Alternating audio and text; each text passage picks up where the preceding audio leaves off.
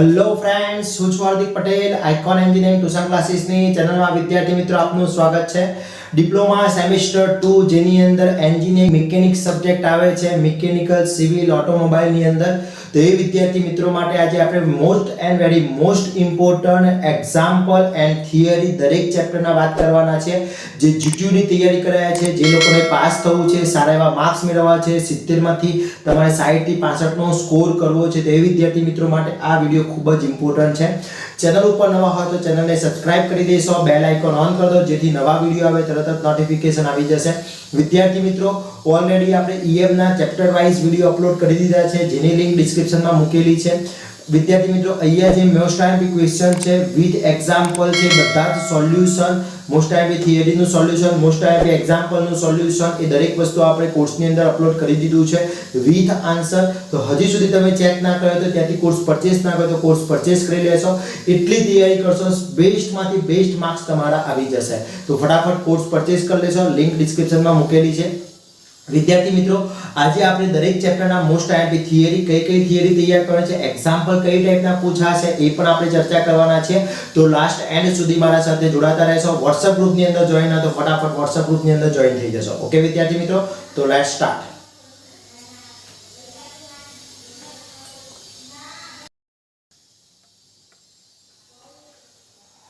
Diploma semester 2 mechanical, civil, automobile, આ દરેક બ્રાન્ચની અંદર જે સબ્જેક્ટ EM છે એની આજે ક્વેશ્ચન બેંક એટલે કે GTU માટેની ખૂબ ઇમ્પોર્ટન્ટ ચેપ્ટર વાઇઝ આપણે વાત કરવાના છે. ફર્સ્ટ છે યુનિટ નંબર 1. યુનિટ નંબર 1 ની અંદર વિદ્યાર્થી મિત્રો તમને વ્યાખ્યાઓ પૂછી શકે છે. એન્જિનિયરિંગ વિજ્ઞાન, પછી સ્થિતિશાસ્ત્ર છે, ગતિશાસ્ત્ર, ડાયનામિક છે, કાઇનેમેટિક છે, કાઇનેટિક્સ, એન્જિનિયરિંગ મિકેનિક્સ, આટલી વ્યાખ્યાઓ very and very most important છે. એના પછી તફાવત આપો, સદિશ અને અદિશ, વેક્ટર અને સ્કેલરનો મોસ્ટ ઇમ્પોર્ટન્ટ તફાવત વિદ્યાર્થી મિત્રો. પછી નીચેની સદિશ રાશિ કઈ છે આમાંથી અને અદિશ રાશિ કઈ છે બતાવવાની છે તમારે. નીચેની રાશિના SI યુનિટ તમને પૂછી શકે છે. 6 માર્ક્સ નું ચેપ્ટર છે, ફક્ત થિયરી છે. એ થિયરી ખાસ કરી લેજો. આખી થિયરી મેં સમજાવી છે અને વિડિયો પણ ડિસ્ક્રિપ્શનમાં લિંક મૂકેલી છે, ત્યાંથી તમે કોર્સ પરચેસ ત્યાંથી જોઈ શકો છો. અને કોર્સ આનો જવાબો સાથેનો આખો જે કોર્સ છે એ કોર્સ પણ આપણે મૂકી દીધો છે, નીચે ડિસ્ક્રિપ્શનમાં લિંક મૂકેલી છે, ત્યાંથી તમે કોર્સ પરચેસ કરી શકો છો. પછી મૂળભૂત રાશિઓ અને તેના એકમો, તો 7 મૂળભૂત રાશિ છે, એના એકમો યુનિટ જણાવવાના છે. ઓકે, એના પછી વાત કરીએ યુનિટ નંબર 2. સૌથી વધારે માર્ક્સ નું પૂછાતું યુનિટ નંબર 2 છે. તો બળની વ્યાખ્યા પર તેની લાક્ષણિકતાઓ, મોસ્ટ આઈએમપી થિયરી છે, વજન અને દ્રવ્યમાન વચ્ચેનો તફાવત, પછી સમાંતર બાજુ ચતુષ્કોણનો નિયમ લખી અને સમજાવવાનું પૂછી શકે, બળ ત્રિકોણનો નિયમ લખીને સમજાવવાનું પૂછી શકે, બહુકોણનો નિયમ લખી અને સમજાવવાનું પૂછી શકે. અને વ્યાખ્યાઓ આપો, કઈ વ્યાખ્યાઓ છે જોઈ લઈએ. તો સમતલીય બળો, એક રેખીય બળો છે, સમતલીય સંગામી બળો, સમતલીય અસંગામી બળો, સમતલીય અસંગામી બળો, અસમતલીય સંગામી બળો, અસમતલીય અસંગામી બળો, આ બધી જ વ્યાખ્યાઓ મોસ્ટ આઈએમપી છે. પછી બળના સંચાલન નિયમ, ઓકે, પછી બળ આધ્યારોપણનો નિયમ very and very most important છે. અને લાંબી પ્રમેય, સૌથી વધારે પૂછાતો લાંબી પ્રમેય. તો આ જેટલા પણ નિયમ છે એના સ્ટેટમેન્ટ છે, સ્ટેટમેન્ટ ખાસ કરી લેશો વિદ્યાર્થી મિત્રો, 100% GTU ના પેપરમાં હોય જ છે. એના પછી વાત કરીએ એક્ઝામ્પલ.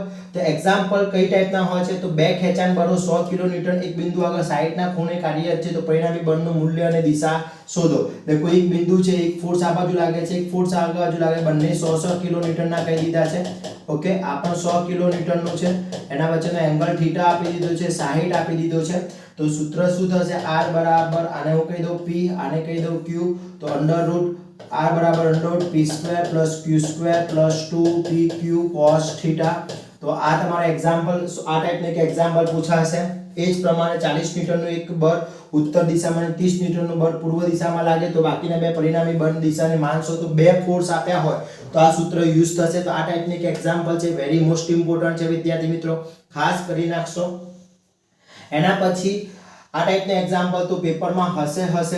વધારે પડતા લાંબી પ્રમાણ સિગ્મા H અને સિગ્મા V વાળા આ બધા જે મેં એક્ઝામ્પલ છે એ ગણાવેલા છે, જેની લિંકો ડિસ્ક્રિપ્શનમાં મૂકેલી છે. ક્લિયર વિદ્યાર્થી મિત્રો?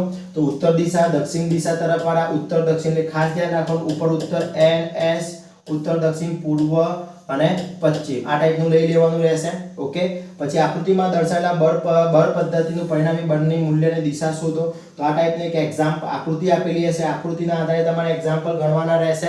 ઓકે, એના આન્સર પણ મેં આપી દીધા છે અહીંયા. ક્લિયર? તો ખાસ ધ્યાન રાખજો, આટલા એક્ઝામ્પલ કરી લેવાના છે. પછી એના પછી આકૃતિ સમતલીય આ ટાઈપનો કોઈ પી ફૂડ શોધવાનું પૂછી શકે છે. પછી આ ટાઈપનો લાંબી પ્રમાણનો એક એક્ઝામ્પલ આવી શકે છે. લાંબી પ્રમાણનો આ ટાઈપનો આ જ નહીં, આ ટાઈપનો એક્ઝામ્પલ આવી શકે છે. તો 3 ટાઈપના એક્ઝામ્પલ છે. ત્રણે 3 ટાઈપમાંથી કોઈ પણ 2 એક્ઝામ્પલ GTU ના પેપરમાં હશે વિદ્યાર્થી મિત્રો. હવે ઘણા બધા વિદ્યાર્થી મિત્રો મને ક્વેશ્ચન પૂછતા હોય છે કે સર કેટલા માર્ક્સની અંદર થિયરી હશે અને કેટલા માર્ક્સના એક્ઝામ્પલ હશે.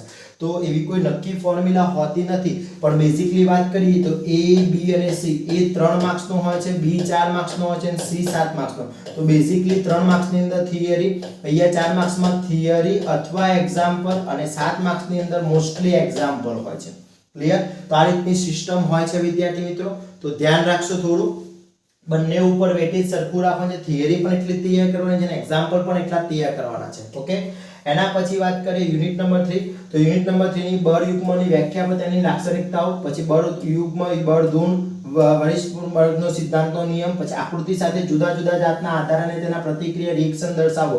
મોસ્ટ IMP છે types of beam, types of support and types off load. આ 3 માંથી 2 થિયરી 100% GTU ના પેપરમાં હશે. ક્લિયર?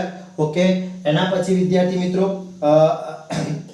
સિદ્ધાંત પૂછી શકે છે. પછી બીમ પર જુદા જુદા પ્રકારના ભાર, પછી જુદા જુદા પ્રકારના બીમ, પછી બીમ માટે રોલર અને મચકડાવાળા ટેકા ક્યારે પસંદ કરો. રોલ અને મચકડાવાળા ટેકાના પ્રત્યાઘાત બળની દિશાને સ્થાન દર્શાવવાનું પૂછી શકે છે.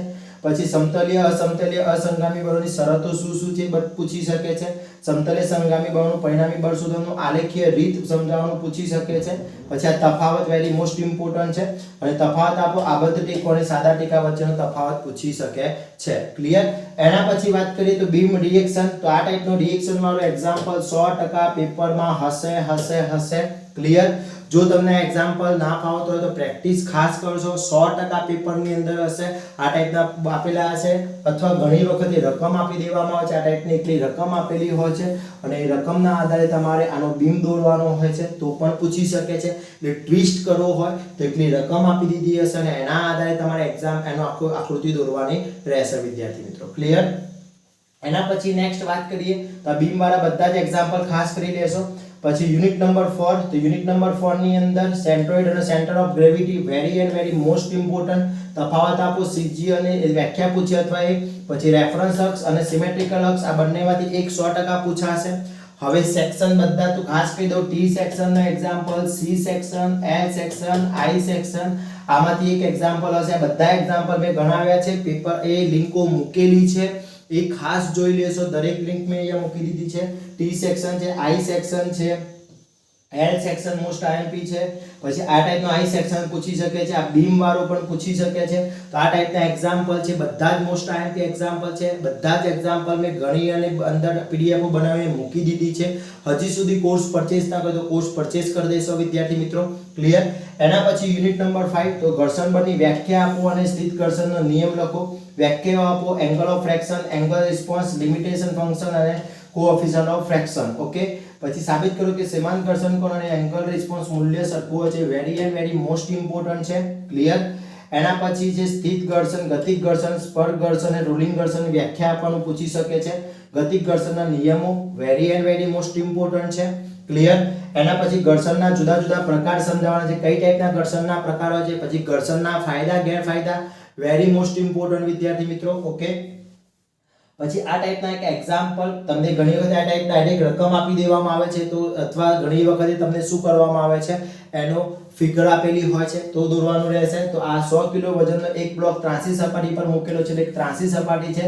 ત્રાંસી સપાટી સમસ્થિતિ સાથે 30° નો ખૂણો બનાવે છે. તો પટડા અને બ્લોક વચ્ચે ઘર્ષણ 0.3 હોય તો બ્લોક અને પટડાને સમાંતર કેટલું બળ લગાવીએ તો બ્લોક પાટડાની દિશાના સરખાવવાની તૈયારીમાં હશે. તો એક બ્લોક મૂકેલો છે. ઓકે, તો આ ટાઈપના આનું વજન છે, W આપેલો છે કેટલો, 100 કિલોન્યુટન વજન છે. Okay, clear? તો આ ટાઈપનું એક એક્ઝામ્પલ તમારા પૂછા છે, એક નિશાની વાળો એક્ઝામ્પલ હશે. તો આ ટાઈપના બધા જેટલા પણ એક્ઝામ્પલ મેં બતાવ્યા છે, બધા જ એક્ઝામ્પલ તમારે તૈયાર કરી દેવાના છે. ક્લિયર? વેરી મોસ્ટ ઇમ્પોર્ટન્ટ છે, ખાસ કહું છું, એક પણ એક્ઝામ્પલ છોડતા નહીં. એના પછી યુનિટ નંબર 6. ઓકે, તો યુનિટ નંબર 6 ની વ્યાખ્યાઓ ખાસ mechanical advantage, velocity ratio, input output, effort loss, પછી મહત્તમ મેક્સિમમ, પછી મહત્તમ કાર્યદક્ષતા, આદર્શ આઇડલ મશીન, આ મોસ્ટ આઈએમપી છે, યંત્રનો નિયમ વેરી મોસ્ટ ઇમ્પોર્ટન્ટ છે, પૂછાશે જ.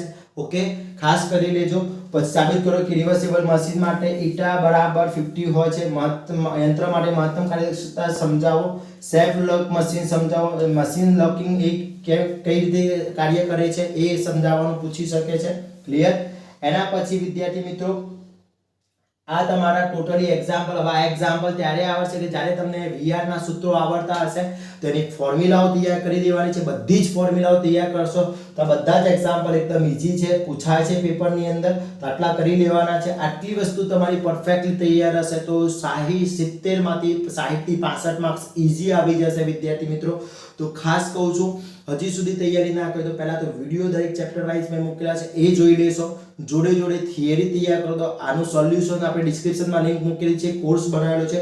હજી સુધી કોર્સ પરચેસ થાય તો કોર્સ પરચેસ કરી લેશો. એના મોડલ પેપર પણ મૂકેલા છે, સુપર 30 થિયરી, સુપર 30 એક્ઝામ્પલ પણ મૂકેલા છે. આખી PDF મૂકેલી છે, ચેપ્ટર વાઇઝ PDF મૂકેલી છે. દરેક વસ્તુ એની અંદર આપણે અપલોડ કરેલું છે જે તમારા EM ના પેપરમાં સૌથી ઉપયોગી થશે. તો વિદ્યાર્થી મિત્રો ફટાફટ રાહ કરી જોવો છો, ફટાફટ તૈયારી કરી દો અને તમે કોર્સ પરચેસ કરી લો જેથી તમારી તૈયારી થઈ શકે. અને આવા જ નવા ઉપયોગી વિડીયો સાથે નવા દિવસે મળીશું. ત્યાં સુધી વિદ્યાર્થી મિત્રો મને રજા આપશો. જય હિન્દ.